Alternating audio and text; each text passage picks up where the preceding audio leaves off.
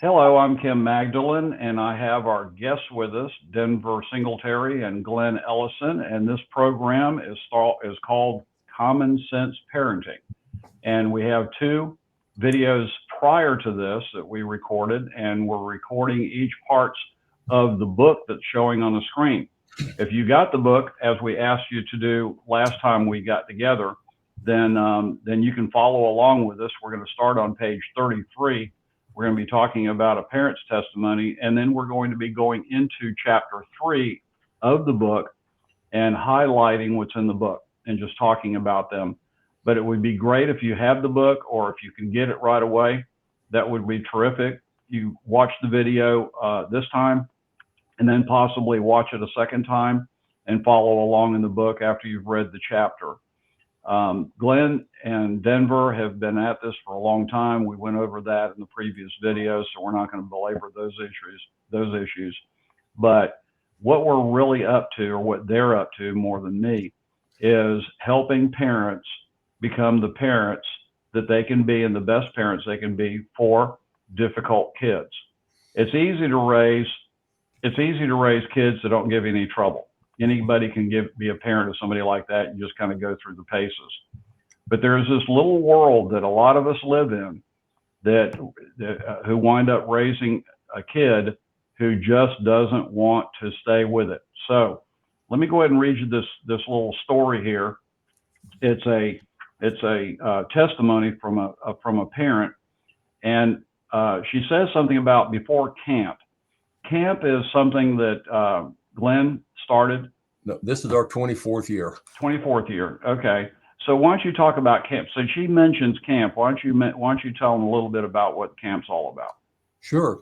We found out very quickly that it's hard to visualize what we're trying to teach you online.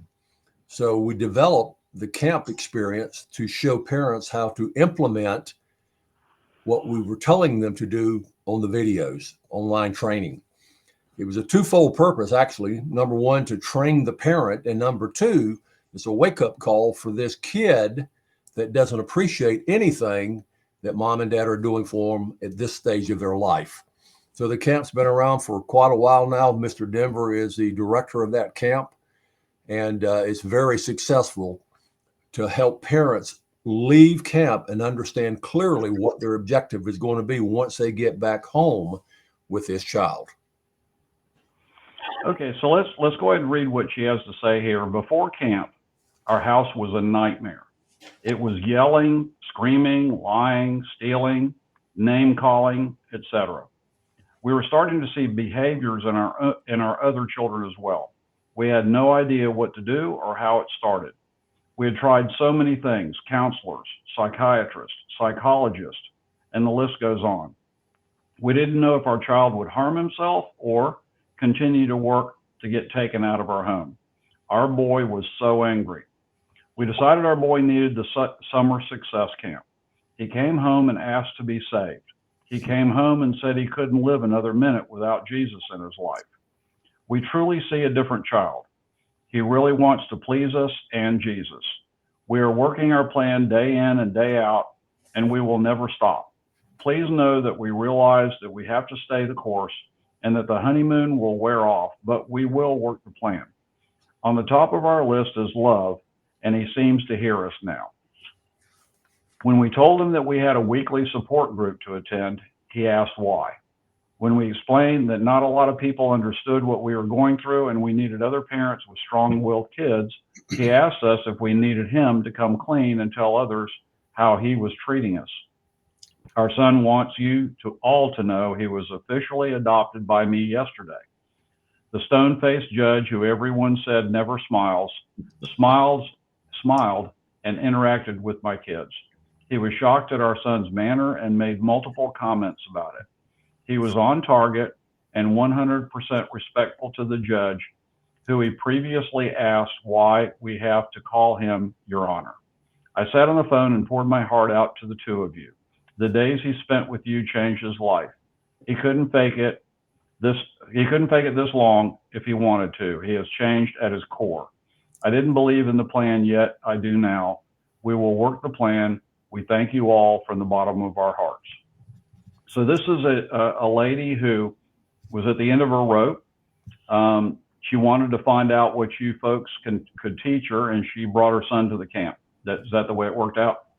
Yeah, and the amazing thing about this particular family, number one, I know them. This is a person that we got to know personally, and they were doing everything they knew to put peace back in their home.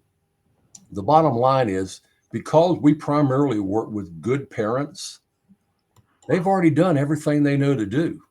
They've tried it all, and nothing seems to be working. And so when they call me, they want to know, can we help them? And I say, well, I can help you under one condition. What's that? That you're coachable, that you'll do what we ask you to do. And she came in, bought in, her and her family 100%. And this is a success story that she shared with us. The bottom line, yeah, is that we build relationships with families.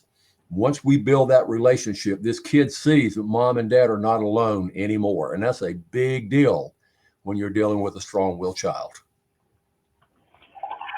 Are all kids like this, Glenn, Denver? Are all kids like this? Is this something that happens often in the home? I wanted to get this question out because I don't want people to feel like this only happens to them and it's unusual. Is it pretty common?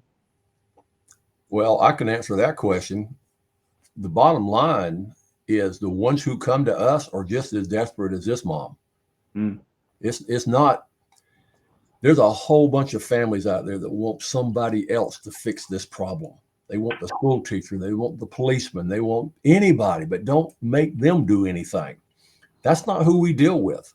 We deal with good parents who have good kids who are making terribly bad choices.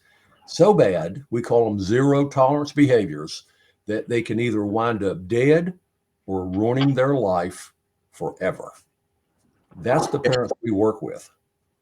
And these first of all, there's no one size fits all family, and there is no family that's alike. But when you're dealing with a child who is defiant and oppositional, um, and like Glenn said, we have good parents who are doing their very best to give that child what they need. But that child is completely oppositional, and we come alongside the parents and share with them a new way of doing things. And so you can have multiple children in the home, and there's that one child that will stick out like a sore thumb, and something just happens inside of them, and then that parent don't know what to do. And so they come to us because we deal with those very hard cases of, there's regular teenage behavior, but then there's beyond, way beyond that. And Glenn mentioned the word zero tolerance. Those zero tolerance behaviors are the ones that we're going to deal with. That child is now going to destroy their life, threaten their future, and we need to come alongside the parent. That's what our camp does, and help that parent with that child to help them make good decisions. And it's not about control. It's never been. It's about influencing that child to make better choices.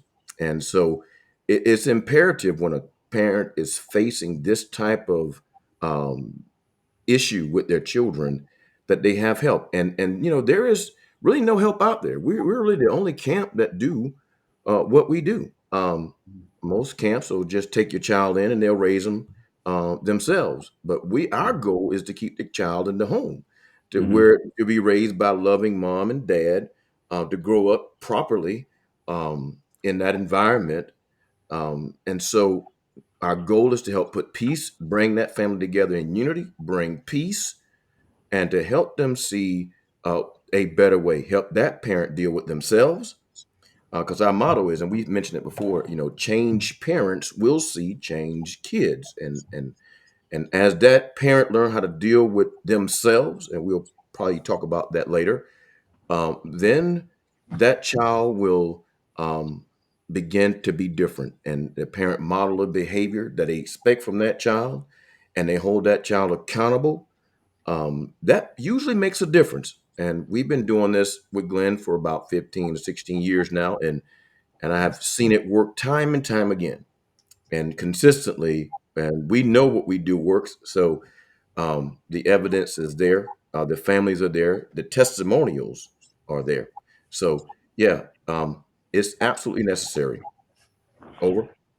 So, with Glenn, parenting starts with you. The next chapter, chapter 3, says parenting starts with you. What does that mean? Give us a kind of a summary on that. Yeah, we know that the environment that a child is raised in has a major impact on that kid. If they're screaming and yelling and arguing and cussing and all that stuff, guess what it does to the child who hears all of that? So when a kid comes to us completely out of control, it's a warning sign for me. And any professional understands it as well. It's a warning sign for them because that kid got that way some way. Parents will ask me, Mr. Glenn, do you know what the problem is? Oh, yeah, I know exactly what it is. I'm looking at it. Right. Yeah. Yeah. We want parents to realize you're not a bad parent. If you were a bad parent, you would never come to us in the first place. But you are a bad parent when it comes to dealing with this particular kid. Mm-hmm. You're used to dealing with compliant children. Now this one says, I ain't doing nothing you tell me. Well, Mm-hmm. what worked for the compliant child will definitely not work for the non-compliant. So therefore, we have to look at the parent and what they're doing to correct their behavior so that the kid can get back on the right path. And that is called what we call modeling the behavior that we want from our children. Mm-hmm. Yeah, and this is something that's interesting to me. So we're going to move on to another quick subject within this chapter. But before we do, we're actually talking about younger children starting as early as possible when the behaviors begin. So identifying personal triggers with the parent, and possible triggers with the children too. Identifying those things that you can see. Okay, this isn't going to change. This isn't going to get better in time. This is not evolution where things improve over time. So tell me about Denver. Tell me about identifying personal triggers in this chapter. Well, each person has to know themselves. You have to know um, what gets you upset, which are triggers, which are things, what makes you happy. And when you know yourself, then you have to manage yourself appropriately. And when you don't do that, when you respond to a child who's acting out the wrong way, all that do is escalate that problem. And our goal is to teach a parent to self-manage themselves first, and then they can deal with whatever issue that they're having with their child. So when you don't know or understand yourself, and most people I found when they're dealing with a non-compliant child, they don't understand that how they feel inside, and then the first thing they want to do is argue, and they want to fight back, and and and that's the worst thing you can do. You need to. We teach our parents no more arguing, to be quiet and assess the issue, assess your own thoughts on the matter, and then deal with that child in a different way, not the arguing, the fussing, and all that stuff. And as a parent, when you start digressing and looking at yourself, then you'll understand what makes the child tick and what that child needs from you. And often or not, there's just a huge misunderstanding because honestly, most people are selfish, and it's sad to say, because we're so consumed with ourselves, we don't even consider anyone else, even our children, sometimes how they feel about matters, and we make decisions and we do things that cause them to not want to respect us, and so it's imperative that we deal with ourselves first, how we respond, what situations, and like when your child's watching you, they're watching everything you do. So if you're a hypocrite about whatever matter in your life, whatever it is, you tell them to do. Hypocrites, of course, you tell someone um, to do something that you're not doing, and then they'll look at you as a hypocrite. They may not say it, but there's a lack of respect that comes with that. And when that respect is lacking for a parent, that really causes that child to act out in more ways than one. And sometimes when the parent don't take self-inventory, which we have to do constantly, I certainly do. I never profess to be a perfect man, but I spent a whole lot of time judging Denver. I don't have time to lay any judgment on anyone else. I look at myself every day in the mirror, and I know my flaws and my shortcomings, and I know what causes me to get upset. So I learned to manage myself, my triggers, to manage myself, so that I don't make the wrong decisions. I mean, your children come up to you and they've done something, and then all of a sudden you lose it, you know. And we try to encourage our parents, and we try to, parents take a time out at our camp. We have an opportunity to teach the parent how to. Okay, children can take timeouts, but you, as a parent, can take a timeout too. And if you're an older parent, your timeout can last a long time. And that is that's designed to check out, to digress, to get away from the situation and examine yourself, to make sure you're not going to say the wrong words out of your mouth. Because as we said before, sticks and stones, and the old adage goes, rather, sticks and stones may break your bones, but words will never hurt you. All words are very destructive. And when you start speaking those negative words out your mouth over your child because you're upset, I mean, you may apologize to that child, and they one day may forgive you, but they'll never ever forget how you made them feel. And so we have to be very careful with our words. I prescribe, well, not prescribe, but I in therapy a lot of times I give parents the book called The Four Agreements, and in that book by Don Miguel Ruiz, it gives us the first agreement is that we should be impeccable with our words, and if we are careful and very choosing of our words, we can make a big difference in how that family communication comes out with. And you have to run it through your filter. Are these words going to create chaos in my family, or are they going to bring peace? And so we have to be very careful with our own self.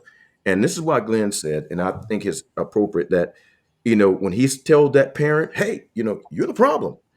And when parents, when they finally accept that they're the problem, and they examine themselves, they usually find great solutions. Especially, I hear some solutions on our support group page. They have great solutions because they've now examined themselves to see where they have failed, and now they can make correction. And this is all we're asking from our parents. We want you to examine yourself, see what you're doing wrong, or um, what you're not doing that you should be doing. That's what the whole goal of this thing is. That child may need a hug, and you don't want to do it because you're mad at them. We don't want to be that way. We want to be loving and kind always, even in times of indecision or disagreement. We want to be loving and kind in every situation. So knowing your triggers and knowing yourself is very important to this process of parenting. And also, Uh, Kim, let me yeah, say go ahead. something about triggers in regards to the child. Understanding your triggers is very important, but understanding your kids' triggers is just as important, because when you hear that kid stomping down the hallway coming in your direction, guess what? A war's coming. That's a trigger. And I tell parents all the time, just look your kids straight in the eye and you say, do you think that behavior is going to get you what you want? And turn around and walk away. You have to be in control by learning those triggers that every kid has. The veins pop out on their neck, clenched fist. All those are triggers that you don't want to fall for. So I've got in my mind, a parent yelling at a kid, stop yelling, you know. Yeah, exactly. and the kid's going, well, you're yelling, why Yeah, shouldn't I yell? yeah. So The parents being an igniter. They're igniting yeah, the whole situation. Don't even well, realize they're doing it. there something that I heard 40 some years ago was you can either react or you can respond. It's sort of like the doctor who gives you medicine. When you react to the medicine, that's bad, and when you respond to the medicine, that's good. Yeah. So if you're responding to a child, then you're doing the right thing. If you're reacting with the child, then all you're doing is going to war with that kid. And you don't really want to go to war. You really want to get on their side of the battlefield. You don't want to be the enemy. Well, nobody You want wins, Jim. When that nobody happens, wins. nobody wins. Hmm. The kid, everybody loses in that situation. And if the parent is not smart enough to realize that, there's if you don't do what your due diligence as a parent, you have the power to build and really destroy your family with your words, and you have to be willing to back down and strategize in your own mind to be able to deal with that child appropriately. I'll tell you what it takes. And from my position, from my viewpoint, it takes humility, Yeah. because you have to humble yourself. I've run numerous business over the last 25 years, several of them. And one of the things that I discovered was everything that happened in that business was my fault. Anything that went wrong in that business was my fault. And you might say, well, yeah, but the employee did this, the employee did that. Well, maybe I hired the wrong employee. Maybe I didn't train the employee properly. Maybe I didn't respond to the employee when they had a problem with this particular issue, and that's why they were doing it wrong. Maybe I need to let the employee go and replace that employee. No matter what's going on in my business, if I don't take responsibility for everything that happens, then my business will never be as successful as it can be. And in parenting, it's the same thing. If you Absolutely. say to yourself, what am I doing wrong? It's me. It's not the kid. It's me. I'm not going to make the kid take all of the responsibility here. I share in this responsibility. What am I doing incorrectly? And that takes a humble, but in my opinion, a very, very good person to accomplish this. The And right Kim, kind of person to accomplish this. that's what I do every day, Kim. That's my self inventory.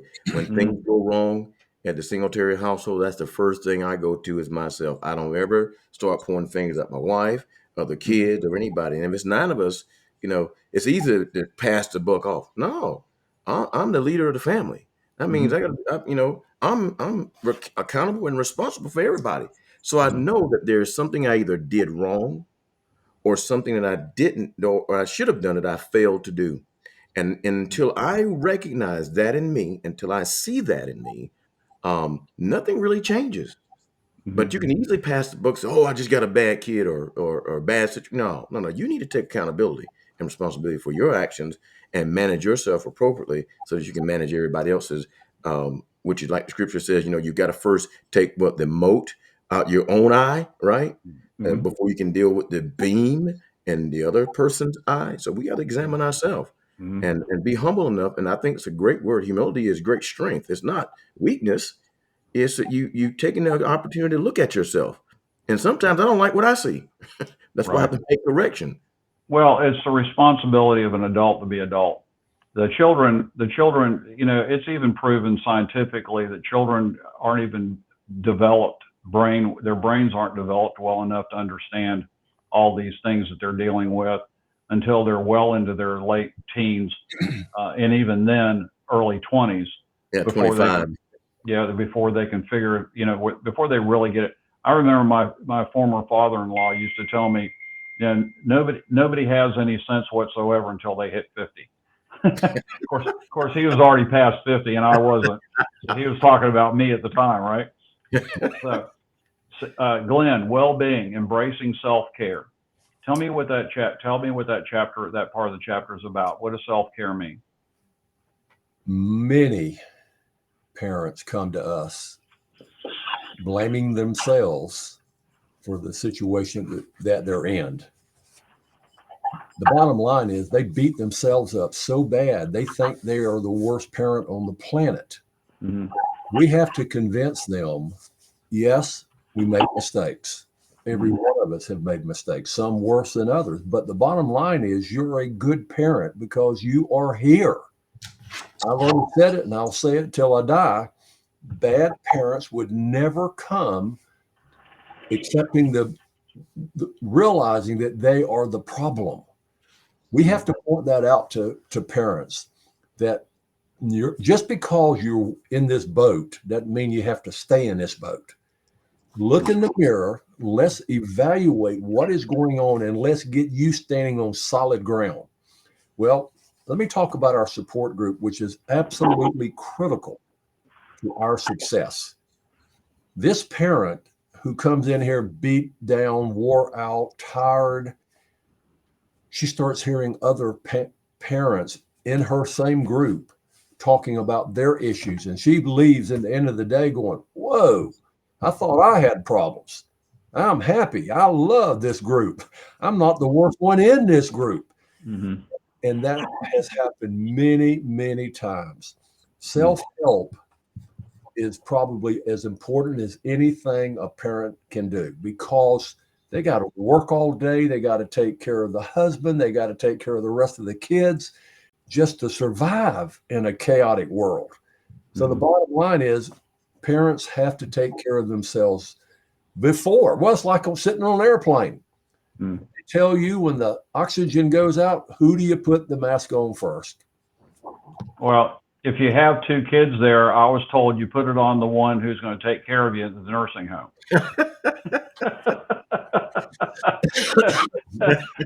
Yes, Kim. Well, I guess that was a joke. I don't. It was pretty good. I like it. There may be some truth to it. So, learning from past, both of you, learning from past experiences.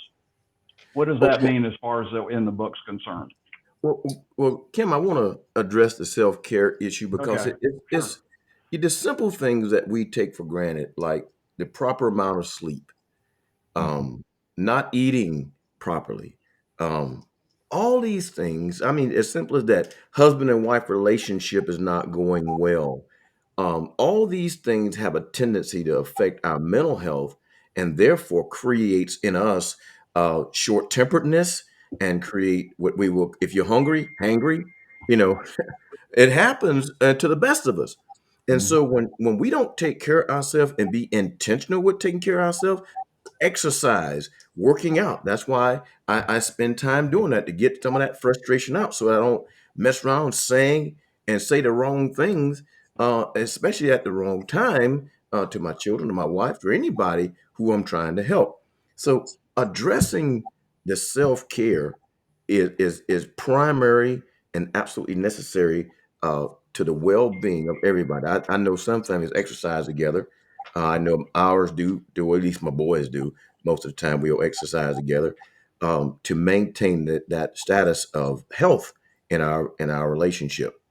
And so, it's important that we do that because it fosters unity, and you need that togetherness, and it fosters also peace. So it's very critical that. And your question was you had, Kim, what Well, was it? let's ask a quick question here about single parents because we're all you know we're all built two parent households for our kids, or at least most of us have. At least Yeah, on this call we have. What percentage of the parents out there would you say are single parents and dealing with this issue? Single moms, maybe. or single moms. There you go. Okay. And then of course we have a lot of blended families that come to us. Hmm. And so sometimes Miss Sheila, Miss Glenn's wife, will take a just kind of a toll while we're on support line and ask that question: How many parents who come from biological origins in their family? And those numbers are very few. Most families we deal with are blended families, and Hmm. then the rest of those are pretty much single mom. And our organization really thrives on helping the single mom. I mean, whether we agree or disagree on being a single mom or not, the children are here and they still need to be raised properly. And we're willing to do whatever it takes to come alongside that mom to help them raise their children to the best of their abilities. And we're willing to do that. And I've seen Mr. Glenn park his camper outside people's house, especially when these moms are willing to do whatever needs to be done to save that child's life. Because as we know, the statistic goes with the single mom right now, statistics say 80% of the men in prison right now come from single parent homes, single mom homes. Hmm. And a lot I mentioned that one time and people get upset with me about it, but I can't help what the statistics say. Right. But we're trying, and but our goal is to try to help that statistic to not be so true. And Hmm. although it's a big task, we're intent on that's what Glenn, one thing I like about Glenn, he always takes on impossible tasks. Hmm. I told him one day I admired that about him. He'll just get in there and get it done. Sometimes he just go for it, and I like that. Me, I like to think a whole lot before I do stuff, but sometimes it runs into procrastination. But that's not Yeah. what he does, and I think that's why we get along because he just get like, okay, let's just do it. You Let's know, get let's get on with it. let's get Yeah. on with it. And I like that about him. So, but yeah, and so that's a huge tasking dealing with single moms. But when Mm. those single moms come to us after they've been hurting for so long, and they come alive and do what we ask them to do, oh my goodness, the success is phenomenal. Hmm. Uh, we got a mom in Carolina right now. I mean, I always congratulate her and give her kudos because of her work ethic with her family, Mm. and the hard work she puts in. She's very consistent and very persistent to ensure that child grows up to be successful. And she's the mom that we're going to go stand on her front porches and man, stand alongside her because those parents do exactly what Glenn tells them to do, and they are the ones who are going to be successful. Well, how does goal setting? Either one of you want to answer this, or both of you? How has goal setting helped for growth in this area of parenting? Well, I can jump on that, and then Go Denver ahead. can piggyback off of it. Uh, I'm a goal setter, period. Absolutely, brother. Who wins at the end of the week, end of the day? I like being around winners, so we develop what we call a behavioral chart, a scorecard, if you will. And the kid is graded every single day and every week on how he performed based on our core values. At the end of the week, the kid says, Mom, can I go to the ballpark? Well, son, let's look at your chart and see if you've earned it. Well, in this particular behavioral chart, he has to earn 5 checks or better to not be on restriction. Anything less than 5 checks, he automatically put himself on restriction. So mom says, well, son, you only got 4 checks this week. So what do you think the answer is? You see, he put himself on restriction, not mom. Hmm. Mom just becomes a scorekeeper. And as I'm explaining this to the parents, I tell them I have never, ever seen a scorekeeper get beat up. Hmm. Referees, umpires, that's a whole nother ball game. Right. A scorekeeper just does their job, and at the end of the game, we all know who won. So Hmm. mom and dad are scorekeepers, and Yeah. everything from that point on is on the shoulders of the kid, not on the parent trying to control that kid to make good choices. Scorecards is important. Keeping score is important. Setting goals, that's part of our goal. Is not a 7 check kid. That would be a perfect kid. We're not even trying to get perfection. We're just trying to get better tomorrow than we were yesterday. Hmm. And we keep instilling these kids, you can do it. And when they're struggling to get 5 checks, many times they'll get 6 checks. And buddy, that's a pat on the back. That's a high five. That's a big deal in our world, recognizing the effort that this kid put out. The bottom line is when you get less than 5 checks, there's going to be a negative consequence. When you get more 5 checks or better, there's going to be a positive reward. And we all have this all built into our parenting plan that we established in our family meeting at the beginning of this lifestyle that we teach called Empowered Parents. What about continuous learning? You start with these ideas, setting goals, and learning the patterns of what to do and learn. So, what about the continuous learning part? Does this ever end, or is it going to keep on? Is there going to be more and more of this? I often say that children will teach you a whole lot about life. It'll teach you as a parent not to be selfish. It'll teach you as a parent to be patient. All the characteristics I believe God wanted to be instilled in us comes through the birth of our children, and we will change accordingly if we don't take the initiative and examine all the things, the continuous learning, um, how our lives, what we should be doing better. How can we do things better? I listened to everything. Um, Glenn met me and he asked me, what did I do? How do I raise my children? And I share with them my Bible on the table. And the scripture says, man should not live by bread alone, but by every word that proceeds out of the mouth of God. So I've read the scriptures and I've learned how to parent from the scriptures. But then when I met Glenn, you know, I learned how to activate a lot of things even better. And so that's why it's important. Even me, I never profess to know everything, and I never will.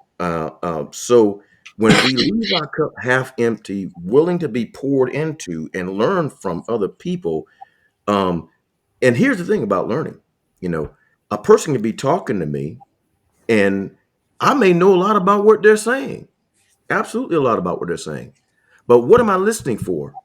Something that I don't know. Mhm. And that's why sometimes I sit and I talk with Glenn about different things, and I'm listening to him talk, and I'm learning from him. And I told him one time, I said, as at camp, his teaching and the directive that he gives to parents is critical that they learn at camp. And that's why, he needs to be able to do it, because this is what God has gifted him to do, to be able to help parents to be able um, to actually process and actually do what he tells them to do. It's a simple things that he tells them to do. But he shows them how to do it. And that's why Mhm. I'm impressed. I'm learning as I'm teaching, I'm learning. And I hear what parents say on our support group. I hear what different parents, hey, I tried this or I did that. I'm learning then too. So continuous learning for every person, I believe, in life is critical. If we don't continuously learn, then we die. We got to become better. In fact, the scripture says if you reject knowledge, God rejects you. Mhm. And I don't want to be rejected. I want to Right. know the truth. So any person that's speaking something that makes sense to me, and if it doesn't make sense, I'm still going to listen to it, but Mhm. I'm going to weigh and measure it out and then make a decision if it's good information or not. And this is what we all tell our parents when they come to us, that they, trust us, because we have a track record for teaching parents grassroots parenting that will help them. And one of the things that I wanted to get through to them is that they could trust you guys. They can trust you guys, and that's an important issue. I would like to encourage everybody out here. I've been around this for a lot of years with Glenn. Glenn and I have been friends since 1978. It's been a long time, and I've watched and been a part of what he's been doing now for all these years. And I can tell you that you can trust them, that they will do everything they can to help you accomplish what you want to accomplish with your children or with your child, especially. And it could be more than one child. It could, you may be dealing with two or three. But I remember going out to the camp one time, and Glenn had them out there shoveling some or raking up some grass. I think it was just large clumps of grass. And there was this one kid that I had noticed was just grumpy. I mean, he was just, well, he wasn't grumpy. He was just like not there. He was just like not, he didn't want to do anything. He just was not there. He was just like, his hair was down everywhere. And he started raking because, people were saying, hey, look, it's time to rake, or you're not going to get lunch is coming up and you don't have to participate. Um, so he's raking. And I said something to him about how good his pile was. And he looked up at me and smiled for the first time since he'd been there. Yeah. And I said, you got you got the best pile of grass. That kid had, by the time that half hour was up, he had twice the amount of grass that anybody else had out there. And all he needed was somebody to tell him that they were proud of him, that he A was father's raking love. like that. It was amazing at how that kid responded to that kind of somebody just paying attention to him. So my Self-esteem. thought was, this kid's starved. He's starved for attention, and the right kind of attention. This is probably the kind of kid who was always told, you're not good enough, you're not good enough, you're not good enough. And finally he believed it. Hmm. I'm believing it. I'm not good enough. I believe it. You know, going through life like that. Let me go ahead and finish up. Do y'all have anything that you'd like to conclude on today? Because I'm going to read this parent's testimony and wrap up. Nope, that's it. Okay, so here's a parent's testimony. This is The Best Christmas, it's called. It's on page 53 of the book. And let me reiterate, Tackling Life's Challenges, a parent coach's guide to building stronger families. It's a great book. It's something that that we're using as our text here and through this process. And of course, you'll be followed up with as you contact Glenn and Denver going forward. The call came after spending 4 days with the other side of the family. My father-in-law was not a huge fan of his grandkids. After the last visit, he sternly spoke to my husband and me about how we needed to get control of our oldest son. He didn't see the level of respect and helpfulness that he felt he should see, and frankly said he needed a swift kick in the ass, quote unquote. We left with our heads down and returned home to another year of parenting a strong-willed teenager. The call was great this year. On the road home, the call came and Pop could not quit talking about how respectful, engaging, outgoing, and confident all of our kids were. A joy to be around, he said. That's a great grandfather. You know, he was a little critical on the front end, but on the back end, he was praising him. What a huge difference a year makes and lots of consistency. Perfection we'll never have. We have 3 teenagers, but peace and a plan we do have. One proud Pop. Thank you, Glenn and Ms. Sheila, for all you do.